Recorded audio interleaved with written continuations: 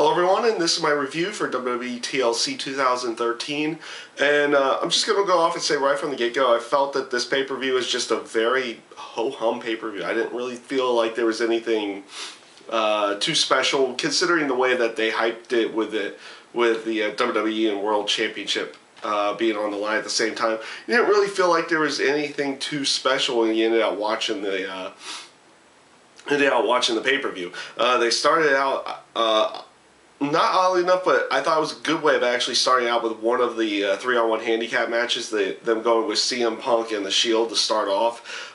Overall, I felt that match was fairly decent, and I figured they were going to have one of the...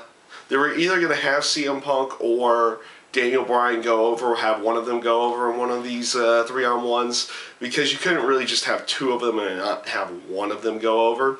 I'm kind of glad they chose CM Punk, on the sense that they made it to where you started seeing more of the dissension, or this is the beginning of the whole dissension and maybe dissolving of the Shield, and seeing them probably going their separate ways here in the near future. I don't think they'll do it completely right away, but you could see the seeds being planted in that, so that's definitely a good way of going.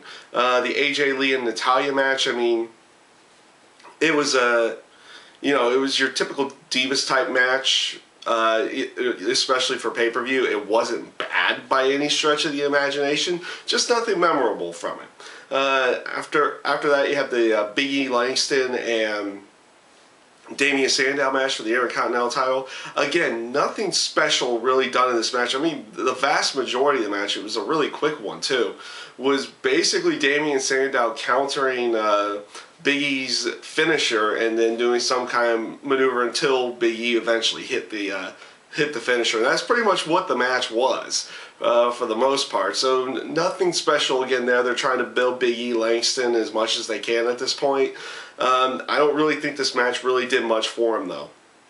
The next match, which I felt was probably one of the better matches tonight, if not the best match, was the Fatal 4-Way Elimination match for the tag team titles. I thought they did a really good job here.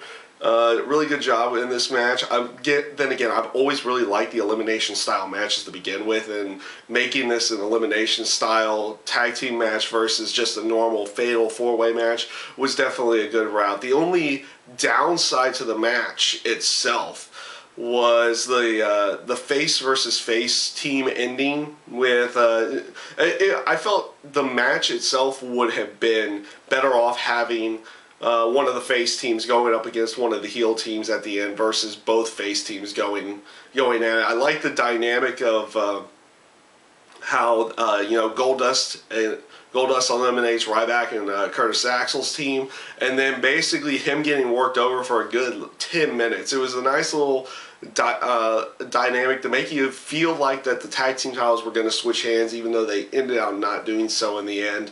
And I just really felt they had all four teams here had just a really good match, fun, just overall great match for all of them. And at this point, it's pretty much been nothing special matches.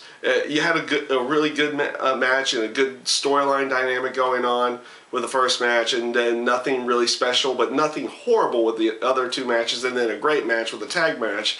And then it kind of went downhill from there, at least for the next two matches, because literally out of nowhere, they made... Or actually, I won't even say it went downhill for two matches. It went downhill for at least one match, because of the... they just made out of nowhere, and I know they've been doing the storyline with Xavier Woods and Brutus Clay on Raw and everything. I felt like this match with Brutus Clay and R-Truth, where eventually Brutus Clay dominates the entire match, and you have Tensai telling him they should just get the win. Eventually they get an argument and leave, and then the Punkadactyls leave Brutus Clay, causing R-Truth get the win. I felt this was a better match saved for tomorrow night on Raw. I mean, no reason to have Brutus Clay get into these arguments with his tag team partner and the Funkadact and his dancers to on the pay-per-view itself, I mean, it never really warranted him being there to begin with. Though I do like the aspect that he's trying to call himself the main event player. You can obviously see they're going for a big monster heel turn with him here in the near future. And I just felt this would have been better served to be on Monday Night Raw, not on the pay-per-view. Which leads us to the next match, which was kind of made semi on the fly. I mean, you've been seeing the rivalry going on with Miz and Kofi Kingston on Raw and everything, and a little bit on SmackDown as well. I like the aspect that they use the pre-show to make the match for the pay-per-view instead of just making the match based on what you had seen on Raw and everything. They actually did a little bit more interaction on the pre-show when Miz was co-hosting the pre-show panel there. So I liked where they went with that to set up the match. The match itself, they made it a no disqualification match. It was definitely a different style no disqualification match. It wasn't your typical we're going to use weapons and everything like that style of match. It just seemed to be a more physical, and it was you have more outside the ring interaction, but you didn't really have a lot of weapon use. So I honestly felt that they did a really good job with the match. They used a nice little different dynamic to get over the no disqualification type rules and everything. And overall, you'll probably see a little bit more going on with this on Raw or something like that, or something in the near future, maybe another match or something in there. But I felt they did a really good job in this match, like I said before, getting over those no disqualification rules. And then the ending was actually quite nice as well, with the Miz running into the exposed turnbuckle and then Kofi hitting his finisher to get the win. So I felt they did really good there as well.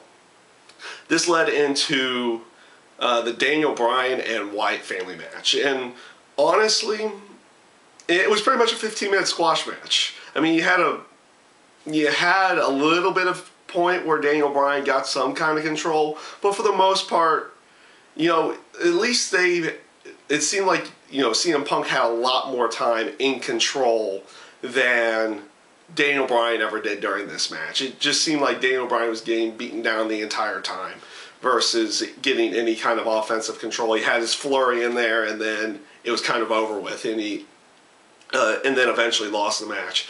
Now, obviously, they're going to continue on with this dynamic, it seems like, with the Wyatt family and Daniel Bryan, especially how they, after the end of the match, you had the, Bray Wyatt, sitting there over Daniel Bryan, also, doing everything he possibly can to be as creepy as possible. I mean, you had that in the match, and you got even this is creepy chant for when he did that spider-esque like crawling in the ring, crawling in the ring at one point. So, he was doing everything really well to get over the fact that he was trying to be extremely creepy. And we'll see where they continually go on with that here into the future.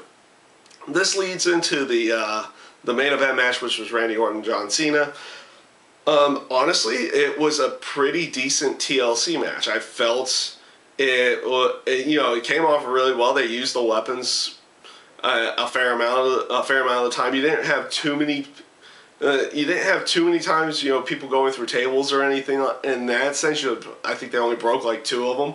But the use of the chairs and the ladders for the most part came off really well. And the only bad thing I really got to say about the match was just really the finish. You had I liked the whole handcuff spot. I know they had done it a few years back with CM Punk, and then them doing it again here, I felt was it was a nice little touch to the match. I liked the aspect that it kind of showed Cena was having a hard time still trying to get the belts because he was still handcuffed to the rope at that one point. But and maybe it was just the aspect that he didn't fully hit the table, but the end of the match with him getting pulled off the ladder by the ropes just came off a little weak in my mind. Sorry. it just seemed to be a bit of a weak finish. And then of course you have Vince, Stephanie, and Triple H coming out there congratulating Randy Orton and everything. Honestly, I felt that was pointless at this point in time. It kind of just throws the spotlight on them a little bit now to go along with Randy Orton there. But all in all, I mean, the match was good. I felt the finish was a bit weak. And them going off the air the way they did, I didn't feel was all that necessary to begin with either. They could have saved that for the beginning of Raw tomorrow night. But overall, I felt the TLC pay-per-view wasn't bad. It wasn't great. And the way they were building it, it was supposed to be a great show to begin with, and it did not come off great in any way, shape, or form. So, yep, that's my review for the TLC pay-per-view. I thank you guys for watching, and I hope you enjoyed.